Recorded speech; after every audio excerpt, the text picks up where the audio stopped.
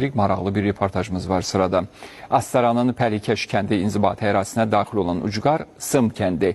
Tarixi abidələri, maddi mədəniyyət nümunələri buranın qədim yaşayış məskəni olduğundan xəbər verir. Son illər isə kənddə ekoturizm və agroturizm inkişaf etdirilir. Tarixi kənd Cənub bölgəsinin yeni turizm istiqamətlərindən birinə çevrilir. Yaşayış məntəqəsinə təşkil edilən media tur zamanı jurnalistlərə kəndin turizm potensialı və icra olunan layihələr barədə geniş məlumat verilib.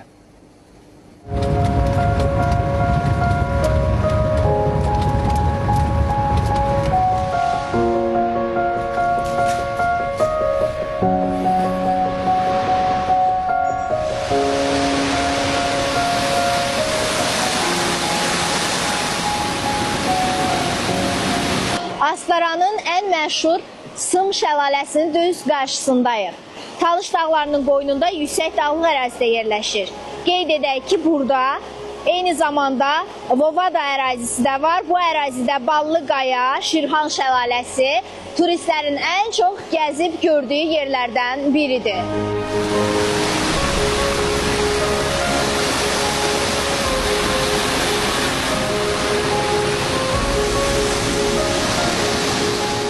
Burada gələn turların yeməkləridir, maşınlarıdır, sonra belə deyim ki, gəzintiləridir, dağ marşrutlarıdır, onlara təşkil olunmağıdır, onları təşkil edirik və plus kənd evlərində qonaqlanma və bir də kamp turlar. Sımda var, şalala var, Sımın qəşəng bulaqları var, sərin su bulaqları var, tarixi abidə olan yerlər var, yəni Sımın təbiəti çox gözəldir.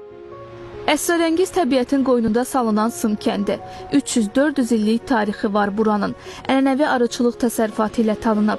Son illər isə Cənub bölgəsinə üz tutanların bir çoxu yolunu Sımdan salır. Bunlar bu tövlükdə Sım kəndinin tarixinə aiddir. Təkcə torpaqdan tapılmayıb, evlərdən də gətirilib. Xarici turistlərin marağı daha artıqdır. O cümlədən də yerli turistlərin. Çünki bu tövlükdə Azərbaycanın tarixini əks etdirir. Mis dövrünə aid olan bunlardakı qədim ilk göründüyü kimi ilk tüfəngdir.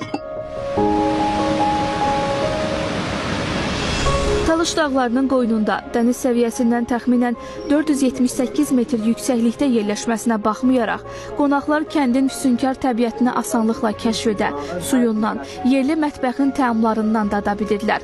Bunun üçün sakinlər özləri onlara bələdçilik edirlər.